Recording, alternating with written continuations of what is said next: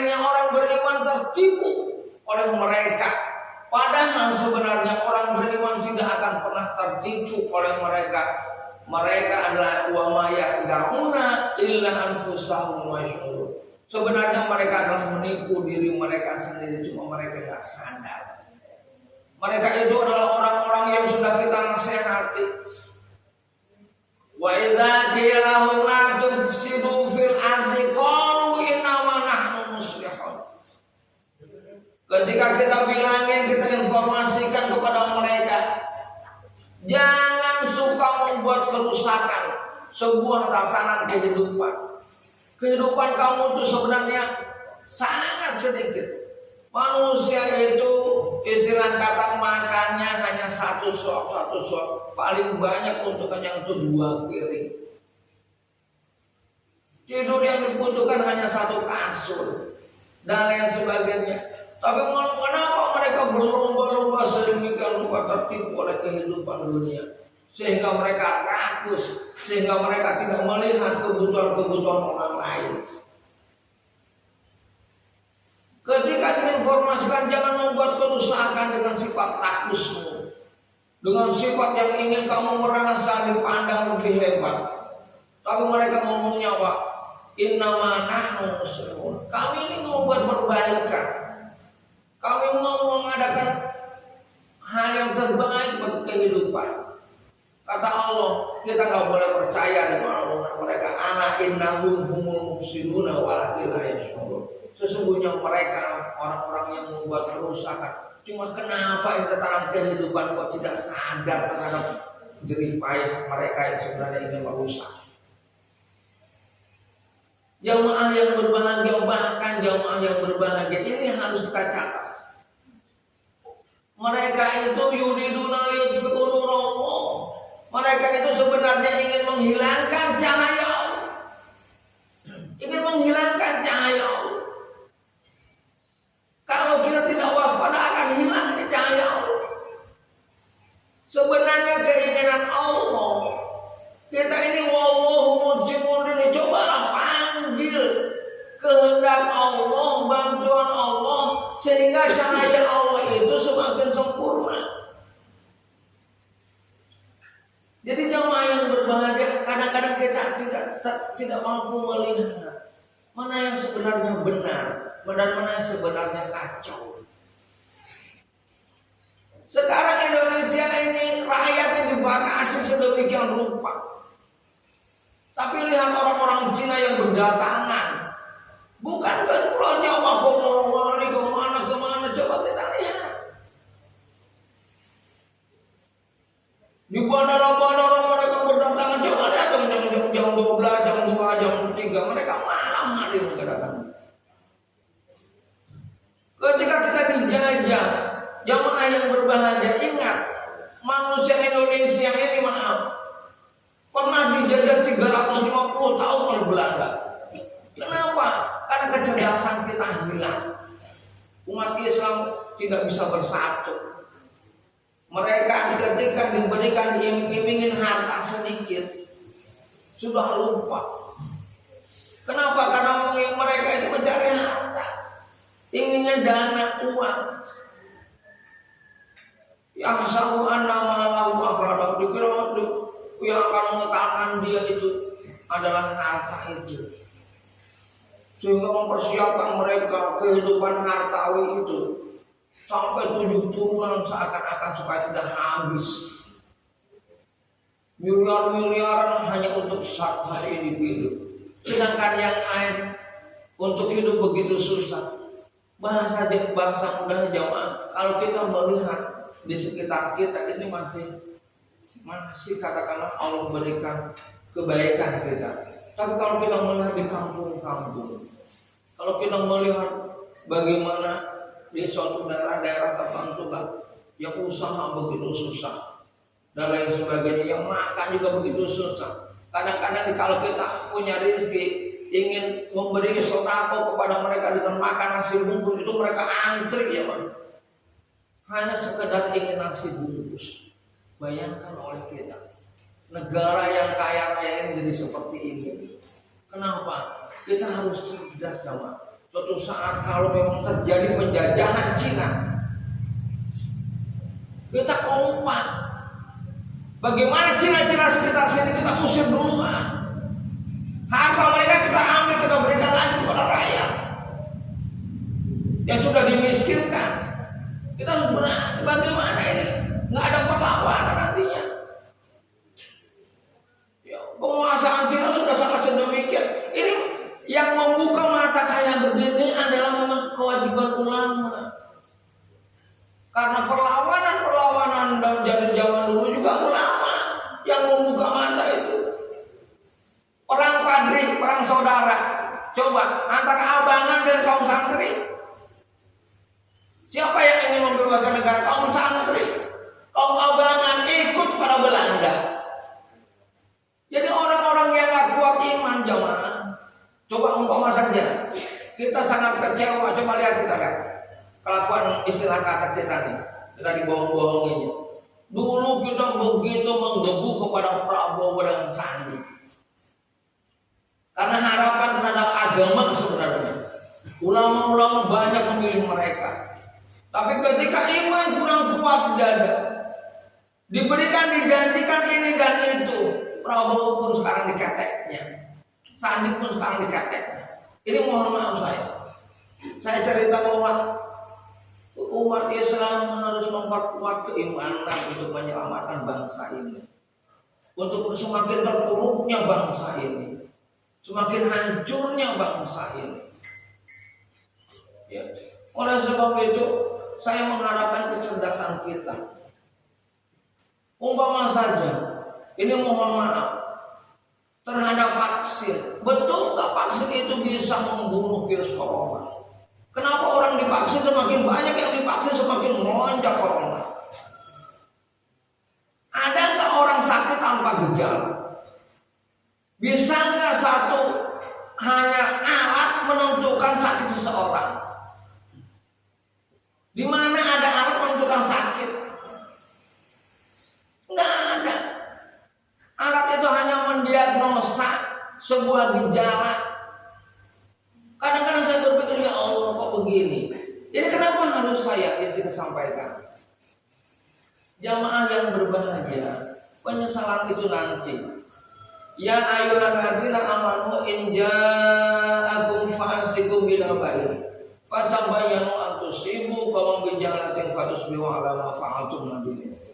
Hai manusia, orang-orang yang beriman, jika ada informasi, jika ada bukti-bukti nyata, jika ada hal-hal yang memang nyata jelas, maka kamu harus selidiki. Hasil penyelidikan ini sampaikan. Hasil penyelidikan ini sampaikan kepada mereka supaya tidak terjadi penyesalan kita. Bagaimana kalau penyesalan terjadi? Ya, jamaah yang berbagi kita selaku umat kan bukan apa-apa. Kalau kecerdasan ini hilang, kita nggak cerdas lagi. Daya pikir kita ini tersumbat karena informasi yang terus disampaikan, padahal itu kebohongan. Kebohongan yang terus disampaikan menjadi kebenaran. Ini kan bahaya. Ukurannya banyak. Makanya kata Allah, walakinna aktsara nasi la ya'lamun. Ketahuilah bahwa sebenarnya banyaknya manusia itu tidak tahu. Manusia itu banyaknya tidak tahu. Mereka mempelajari nggak ada waktu, mereka berpusing. Mereka ketika dapat informasi iya aja.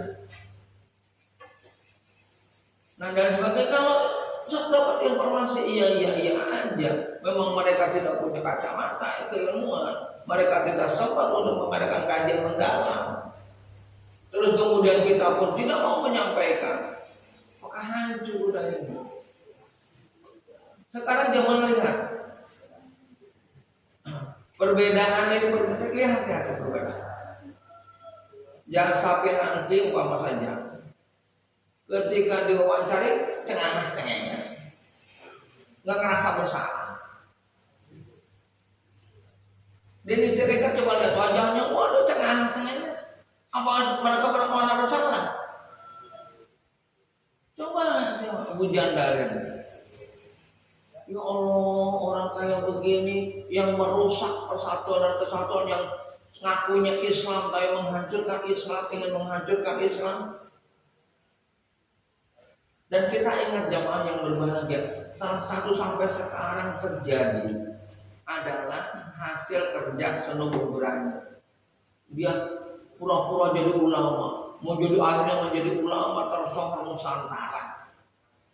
Untuk apa seno berani menjadi ulama? Untuk merusak Islam dari dalam. Akhirnya umat Islam tidak cerdas lagi. Umat Islam tidak cerdas lagi. Menghukumi gampang saja. Oh, kamu udah kafir. Oh, kamu salah. Harusnya begini, harusnya begitu. Udah hukum udah dijadikan merah putih. Gak bisa. Hukum itu fleksibilitas, melihat kondisional. Umpamanya, apakah hukum nikah aja saya apa? Haram, makruh tuh hukum kayak begitu. Tidak bisa, pokoknya semuanya harus poligami, nggak bisa. Semuanya nggak boleh poligami, nggak bisa. Hukum itu nggak bisa hitam dan putih. Hukum itu melihat situasional, kondisional. Ada maqasidus syariah di situ, ada usul fikih di situ, ada aqaid di situ. Jadi hukum tidak bisa hitam putih. Sekarang hukum ingin hitam putih, kan ngacak namanya. Ya. Pokoknya yang nyuri dihukumi, pokoknya yang nyuri. Tidak bisa. Dia nyuri karena apa? Masa dia nyuri karena demi makan anak dan istrinya dihukumi? Gak bisa. Umar melihat kayak begitu, dia sampai nangis. Malam hari dia gotong itu apa namanya?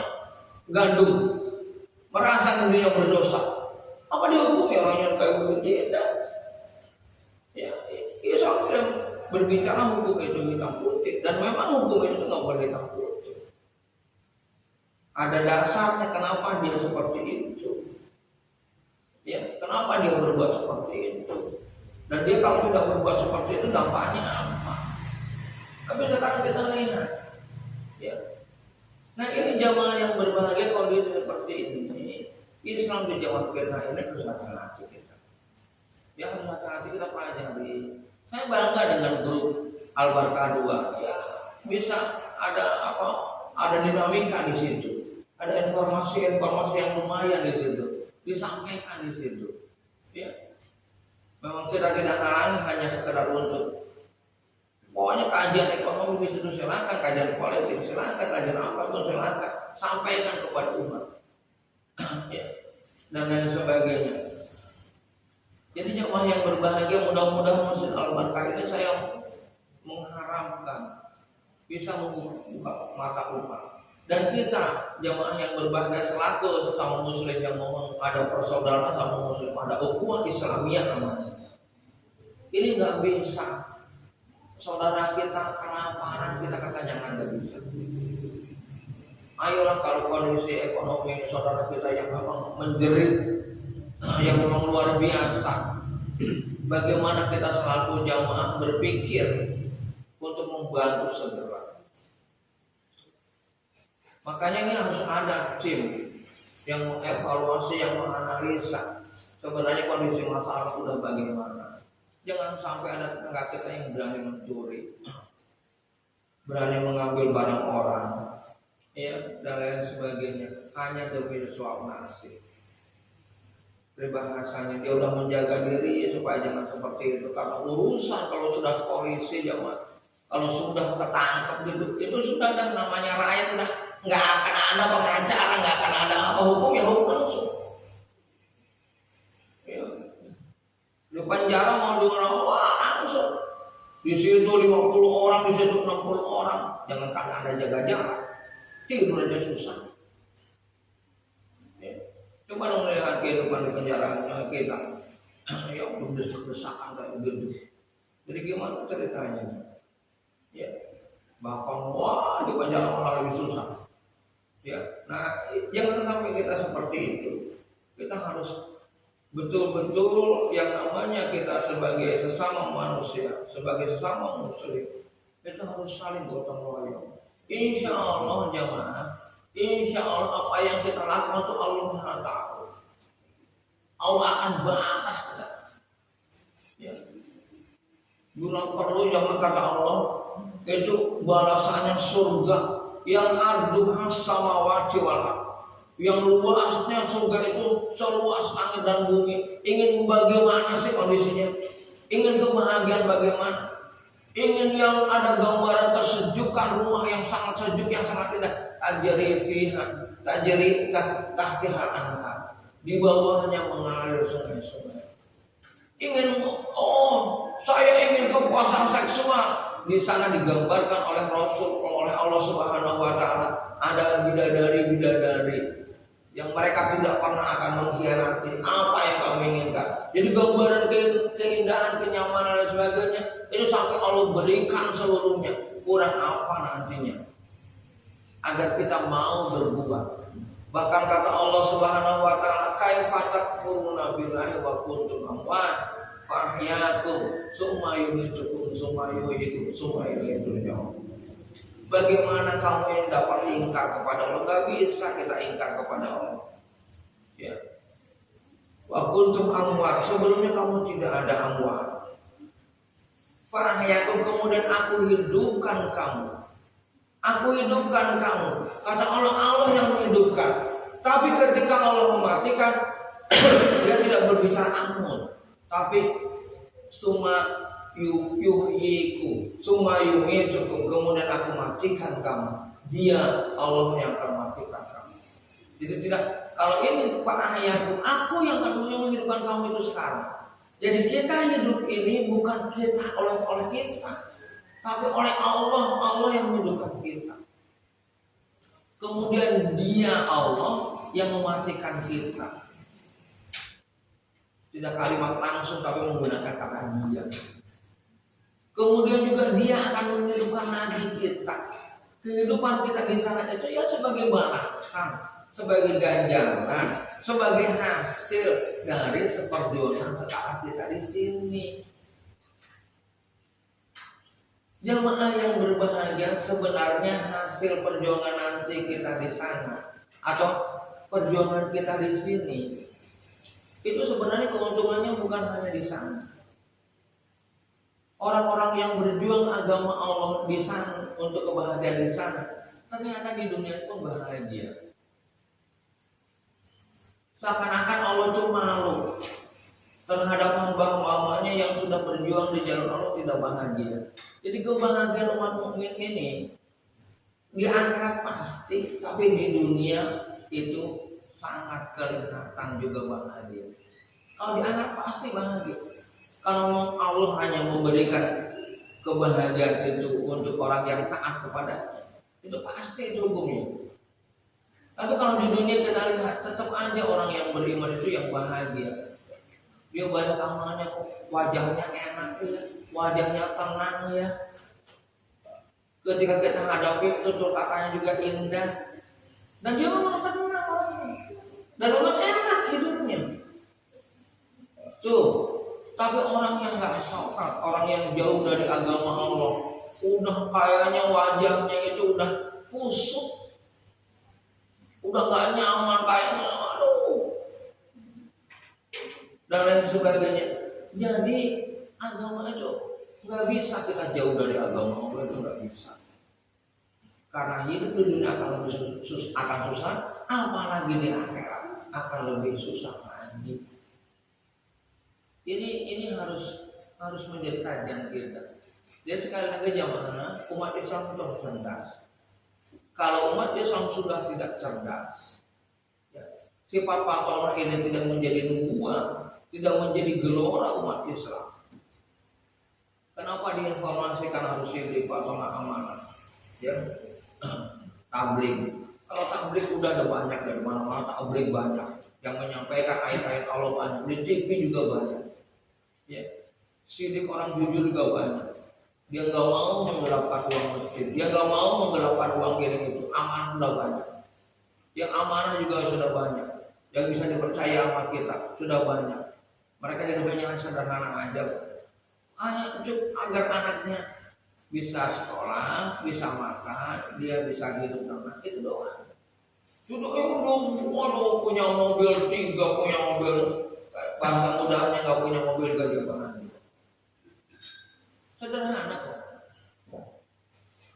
Jadi sekarang ini jamaah yang berhati-hati, karena ini jamaah yang berbahagia khawatir nanti kejadian di Timur Leste. Timur Leste sekarang ini jamaah yang berbahagia itu pribuminya minggir semua. Sekarang banyak instansi udah dikuasai Cina. Jadi Cina udah masuk ke Timur Leste. Jadi nanti kita diusirin semua. Apalagi kalau peribahasa vaksin ini benar sebagai sebuah ada ada zat yang mematikan dalam tempo yang sekian tahun. Waduh, umat Islam udah bahaya. Karena yang dikejar itu umat Islam. Sekarang pesantren yang dikejar semua.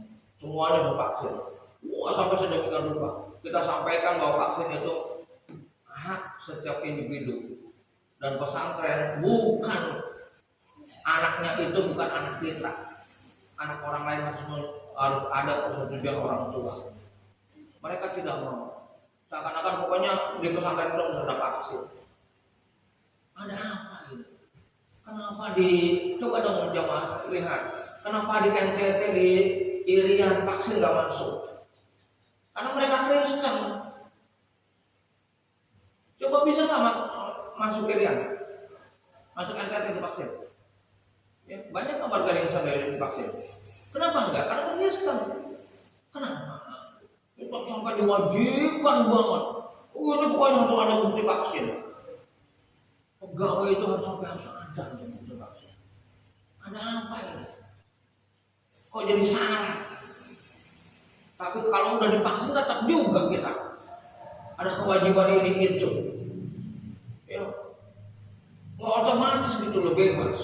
Tetap aja udah jaga jarak, tetap harus pakai masker. Nah, apa bedanya divaksin dengan divaksin gitu? Nggak ada bedanya. Tapi kenapa diwajibkan sedemikian rupa? Aneh kita. Ya saya kadang-kadang berpikirnya aneh.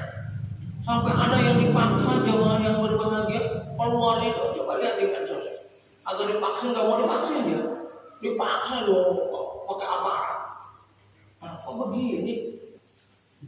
Ya, saya terus aja nih. Saya berani aja kayak begini karena apa? Ya harus ada yang berani ngambil resiko untuk kita berpikir. Untuk ada hidup itu harus ada tes, ada tesan. Supaya ada kajian yang bagus. Kalau semuanya tesak ya gampang dihancurin. Gampang kehidupan ini benar-benar fungsi. Makanya zaman yang berbahagia kalau kita lihat perjuangan Rasulullah, perjuangan para nabi-nabi itu berat. Mereka tuh taruhannya nyawa.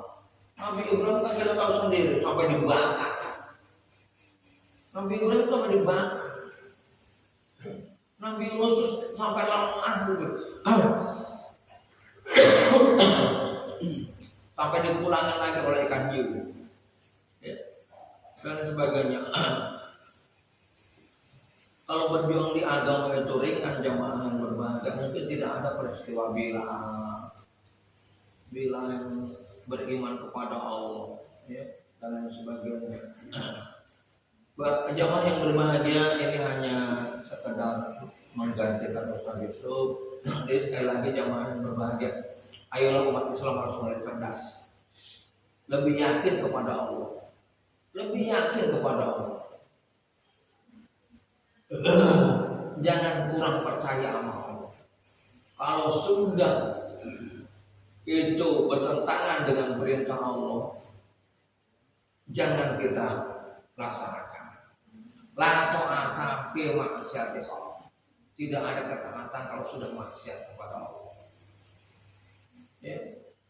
Makanya kadang-kadang saya ingin menyempatkan waktu, kenapa berjamaah kok tidak boleh renggang. Ya, harus apa? Tetap harus. Karena ini memang sudah menjadi ketentuan Allah. Saya kadang-kadang ingin mengadakan kajian yang bersifat medis gitu. Apa pengaruhnya kita lurus sakit? Ya, dan sebagainya. Ya, sehingga ya coba carilah kita dari bahasa. Jangan dirubah-rubah. Ya, dan lain sebagainya. Ya jamaah yang berbahagia, sekali lagi mari kita berusaha untuk membangkitkan Islam. Jangan sampai sholat pagar terakhir umat Islam, pagar terakhir yang terusak. Dan sebenarnya ketika masjid ada yang ditutup itu sebenarnya pilu gitu, rumah Allah pada itu. Ya. Nggak bisa sholat, rasanya ada yang terpapar. Memang penyakit ini jenis apa sih? Dan lain sebagainya. Ini mohon maaf ya jamaah yang berbahagia. Jadi saya mengharapkan, ayolah jangan terlalu parno, jangan terlalu takut kita kepada informasi-informasi yang belum tentu benar. Banyak tuh ahli-ahli kesehatan, ahli-ahli yang beriman, kayak situs Supari, kayak dokter yang kemarin menjadi menteri kesehatan yang kemudian diturunkan juga. Ya, itu ngomongnya apa? Ya, saya nggak tahu namanya lupa. Ya. Oleh sebab itu jamaah yang berbahagia sekali lagi, saya mengharap mudah-mudahan Indonesia akan selalu melihat keimanan kita, ya, keimanan anak-anak kita menjadi negara yang jangan sampai terjadi Indonesia itu bagaikan Eropa yang dulu, yang sekarang Eropa pada kembali kepada ajaran Islam. Tapi kenapa kita malah menjauhkan diri dari ajaran Islam? Ya, nah, mudah-mudahan Allah memberikan kemudahan kepada kita untuk tetap menjalankan agama Allah Subhanahu wa Ta'ala. Amin. Dari saya cukup sekian. Bila ada taufiq hidayah wal hidayah al-Fatihah. Alhamdulillah.